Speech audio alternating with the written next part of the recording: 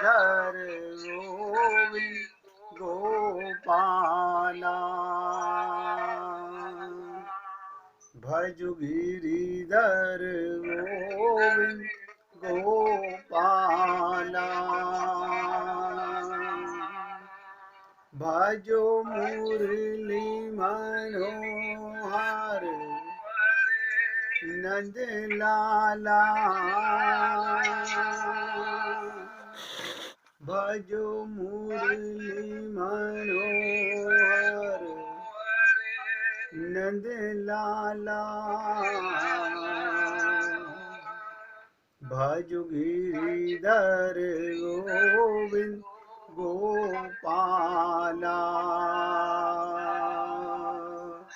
भजो गिरिधर गोविंद गोपाला भजो मुरली मनोहर नंद लाला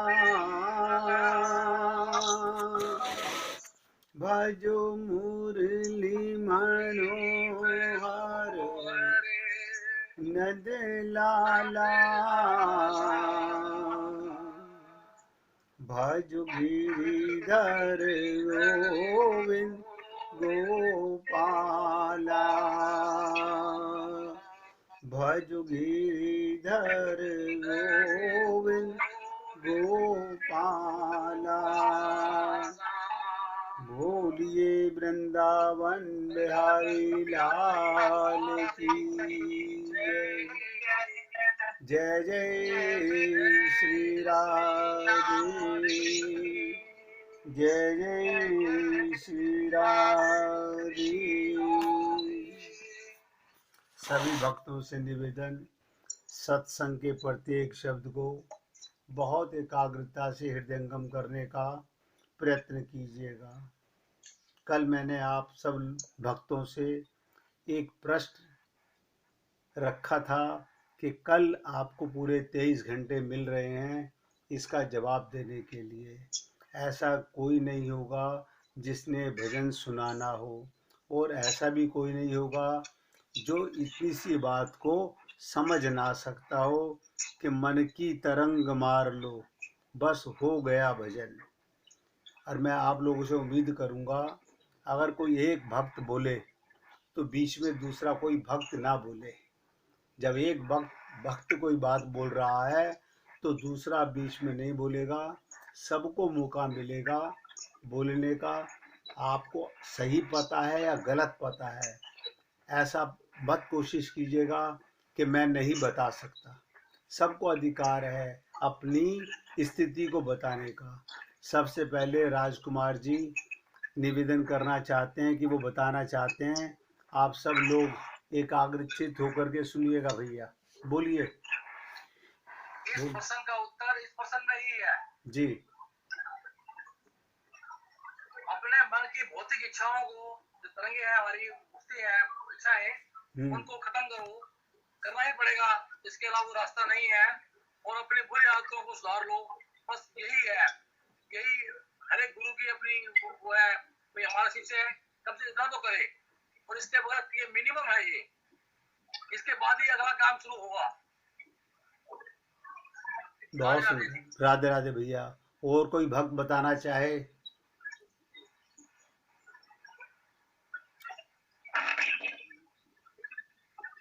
बोलिए प्रभु, कोई भक्त बोलना चाहेगा?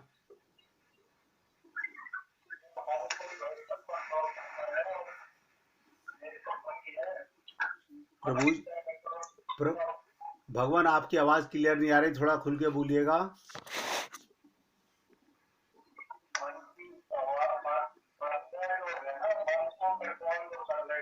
जी जी, बहुत सुंदर, बहुत सुंदर।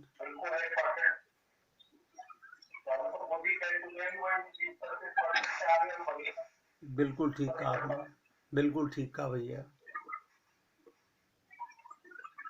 और अशोक जी आप बताइए।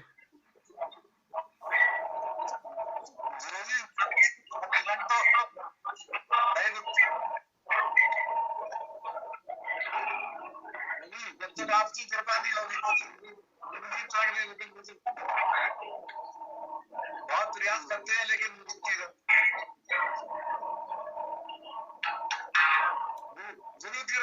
गुरु कृपा के बगैर संभव नहीं है। चलिए तृप्ता गोयल जी आप बताइए।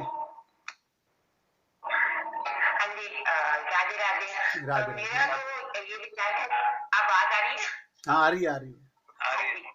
आज मन जो भगवान ने बनाया है वो चंचल है। हमको पता होना चाहिए कि ये हर एक जगह जाता है, ये जरा आराम भी नहीं करता, हमेशा इधर उधर भटकता रहता है। तो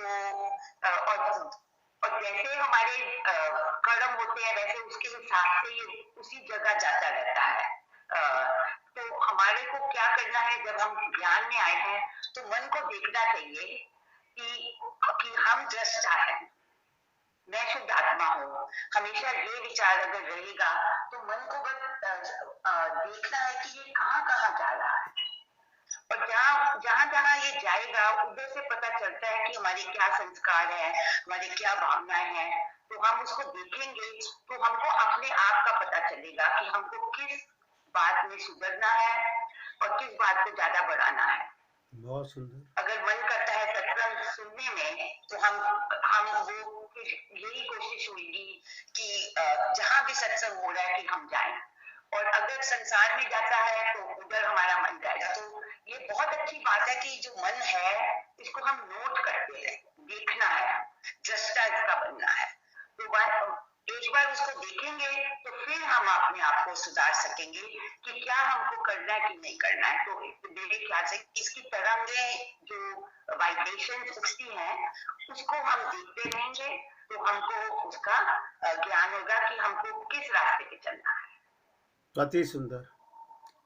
और वीना जी बताइए, मीना जी बताइए। अब मीना जी भी सामने आ गई हैं, मीना जी से पूछते हैं। ये तो बहुत अच्छा भजन गाती हैं कि मन की तरंग मार लो, बस हो गया भजन। थोड़ा सा इस पे प्रभाव डालिए कि आप इसके विषय में क्या सोचते हैं, बताइए मीना जी। आप बताएं, बाई जी बताएं, आपके साथ बाई जी भी हैं।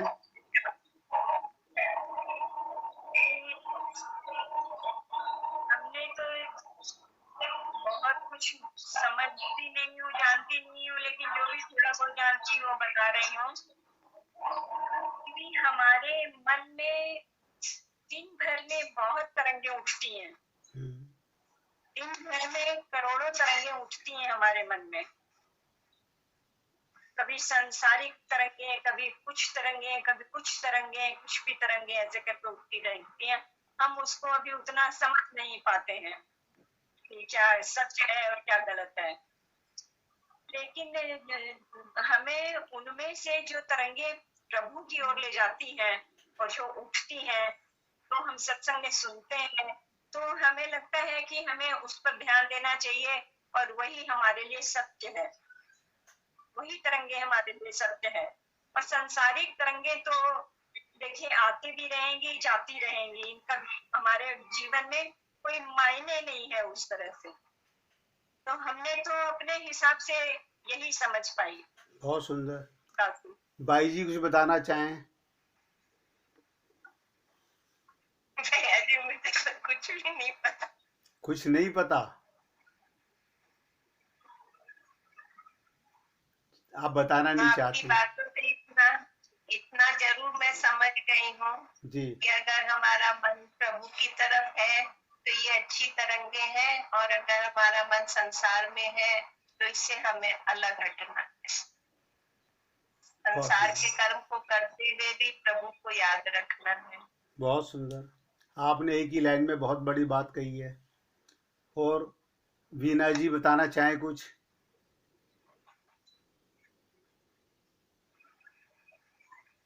वीना बोल रही है?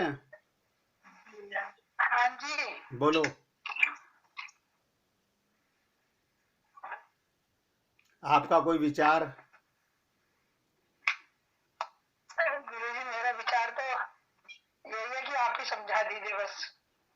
अच्छा मैं ही समझा दूं? चलिए हाँ जी। कोई बात नहीं। मेहरा साहब के यहाँ से पूछना चाहें, मिसेज मेहरा या मेहरा साहब कुछ बोलना चाहें?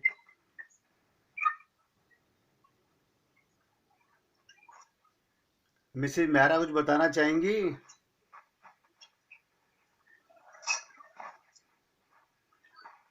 उनको आवाज नहीं आ रही है। और मंजू भाई,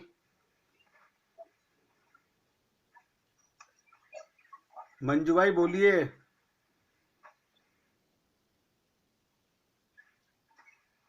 वो हैं तो सही, लेकिन उनकी वीडियो पॉज हो रही है, वो अटेंड नहीं कर पा रही हैं लगता है। सुन तो रही हैं लेकिन उनकी आवाज़ नहीं आ रही है। और कोई भक्त, यहाँ पर गुड्डी जी भी बैठी हुई हैं, हम गुड्डी जी से पूछ लेते हैं कि भाई आपको अगर कुछ बताना हो तो। वो कह रही हैं भक्तों ने बहुत बता दिया, अब आप समझा दीजिए। सभी भक्तों से हाथ जोड़कर निवेदन है, मैं आपको इस प्रश्न पर ला करके सिर्फ एक आईना देखना चाहता था कि हम लोग आईना देखें कि हमारा बिगड़ा हुआ क्या है और हमें सुधारना क्या है, हम किस स्टेज पर आज खड़े हुए हैं। और मैं उम्मीद करता हूँ अब जो मैं आप लोगों से बोलूँगा उसको एक एक शब्द को बहुत एकाग्रता से और ध्यान से सुनने का प्रयत्न कीजिएगा। मैंने निवेदन किया कि मन की तरंग मार ले, बस हो गया भजन। इस एक वाक्य में मुक्ति भी है, मोक्ष भी है और भक्ति भी है, यानी सारा ज्ञान इसी में छिपा हुआ है। हमारा बिगड़ा हुआ ये मन ही है और अनंत जन्मों से बिगड़ा हुआ है, और आप और हम सब लोग इसके गुलाम हैं। अब आप बताइए, जो मन तुमको प्रभु ने नौकर दिया, आप उस नौकर के तो नौकर बने हुए हो, आप वही काम करते हो जो आपका मन कहता है। फिर ये मन सुधरेगा कैसे? ये बहुत गंभीर प्रश्न है। भजन गा लेना बड़ा आसान है, मृदुल शास्त्री बड़ा सुंदर भजन गाते हैं ये, और भी कई संतों से सुना है मैंने, लेकिन माया में इस कदर लिप्त हैं कि बता नहीं सकते। ये सुंदर गाने से, मधुर गाने से क्या होगा? हमारे मन में किसी भी कार्य को करने का जो भाव पैदा होता है, एक एक शब्द पे ध्यान दीजिएगा, हमारे मन में किसी भी कार्य को करने का जो भाव पैदा होता है, ये भाव कहाँ से पैदा होता है? आपके चित्त से पैदा होता है। और चित्त बुद्धि को बोलता है, बुद्धि मन को बोलती है और मन इंद्रियों को बोलती है, तब ये कर्म होता है। मन कोई कर्म नहीं करता, इंद्रियां कर्म करती हैं, लेकिन इनका नेता, इनकी लगाम इंद्रियों की मन के पास होती है। ये कई बार आप लोगों को बताया गया। या किसी भी प्रकार की कोई इच्छा पैदा होती है। सभी भक्तों ने कहा हमारे मन में सुबह से शाम तक, आपको पता है 24 घंटे में 21,600 सांस आप और हम लोग लेते हैं। इससे भी ज्यादा विचार मन में आते रहते हैं। उसे हम बोलचाल की भाषा में तरंग कह रहे हैं। ये जो मन के विचार हैं, मन में जो भाव है, इन्हीं को तरंग कहा गया।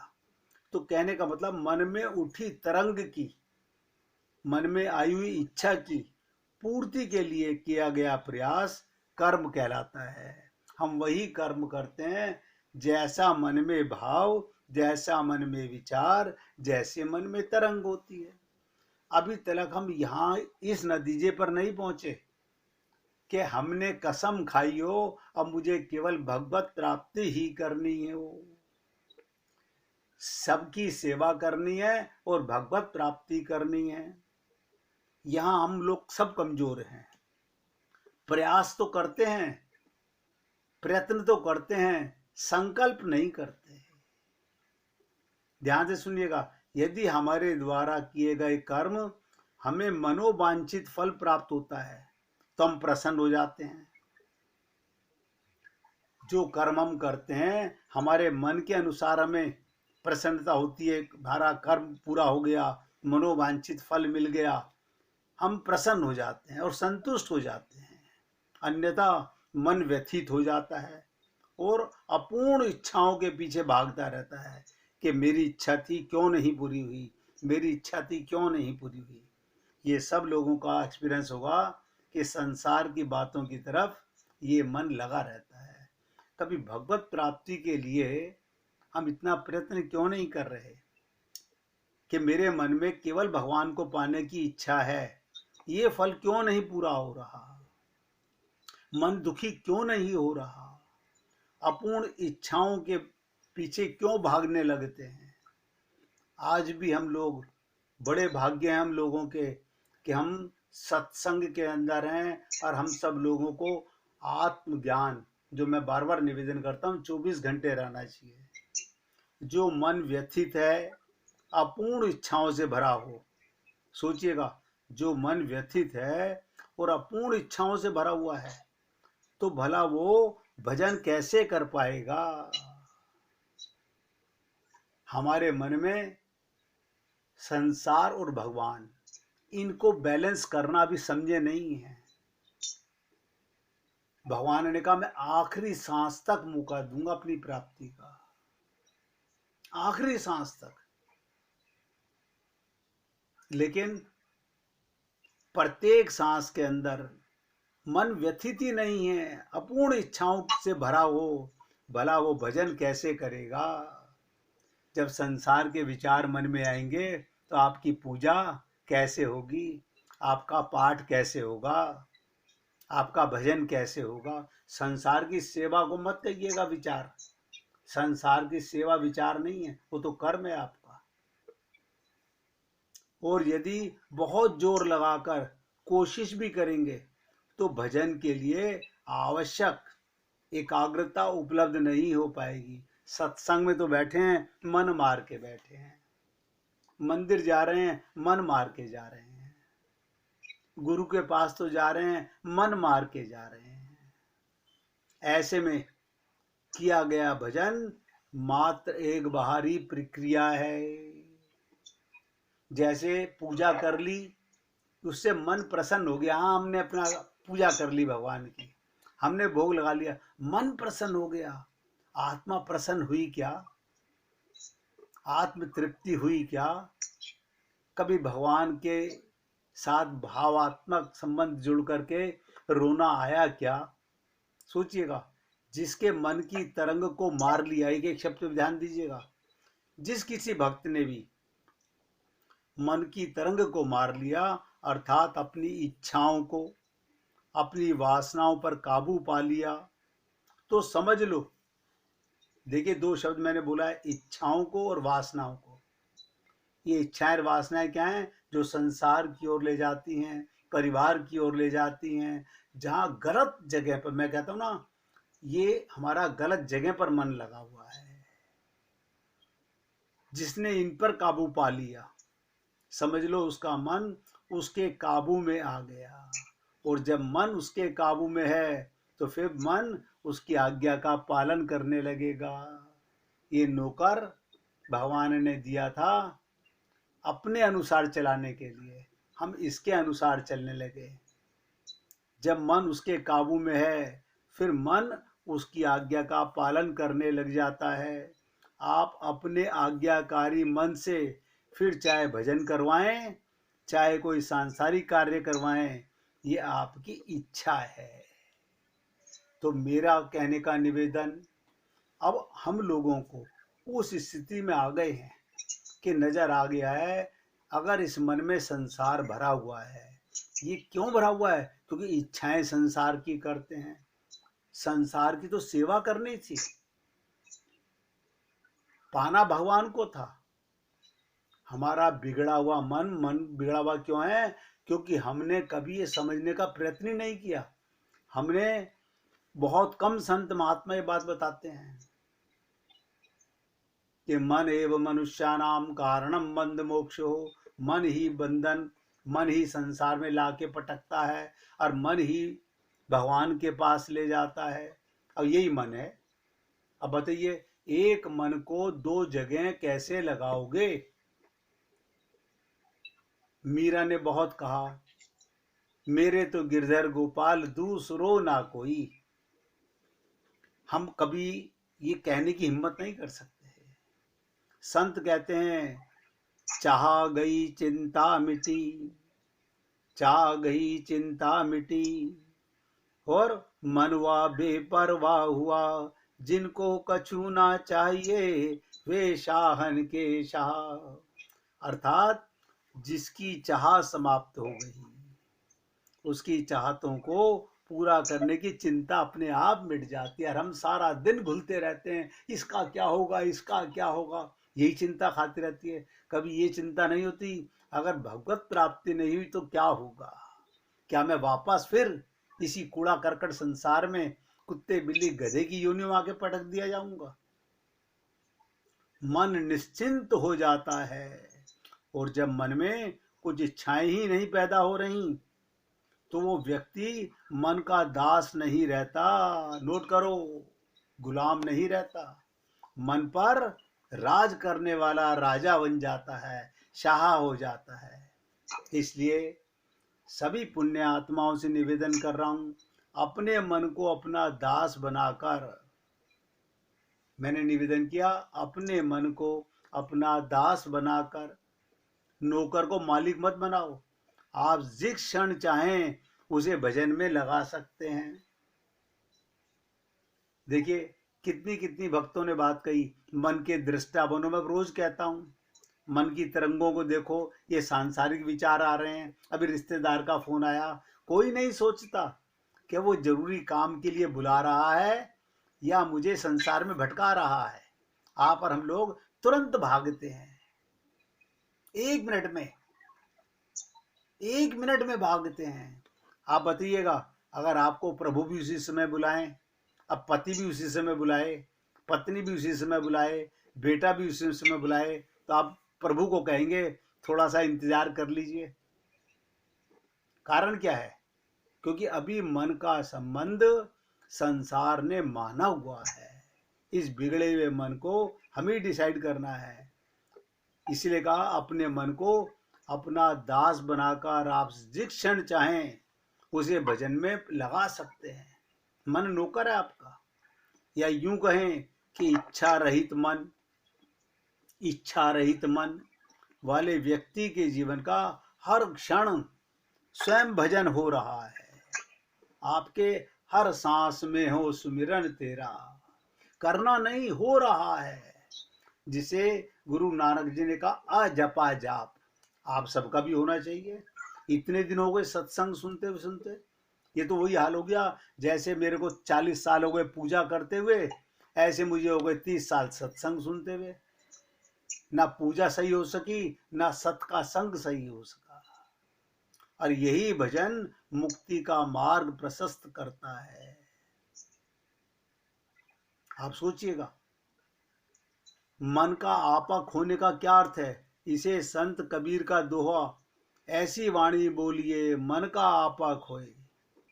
मन की गुलामी नहीं खोते हम लोग, हम समझ ही नहीं पा रहे। आपका खाना, कहते ना, अर्थ गुस्सा करना, आवेश में आना, क्रोध में व्यक्ति अपने आप को भुला देता है, उसका अपने पर से नियंत्रण खत्म हो जाता है, गुस्से से वो पागल हो जाता है और कुछ भी करने को उतार हो जाता है। कितने लोग आत्महत्या कर लेते हैं। इसलिए मैं तो रोजाना ही आपके सामने इसी मन के ऊपर बोलता रहता हूं, रोज निवेदन कर रहा हूं कि मैं और क्या बताऊं। गीता इसी की ओर इशारा कर रही है, भागवत इसी की ओर इशारा कर रही है, सारे पुराण वेद रामायण इसी की ओर इशारा कर रहे हैं।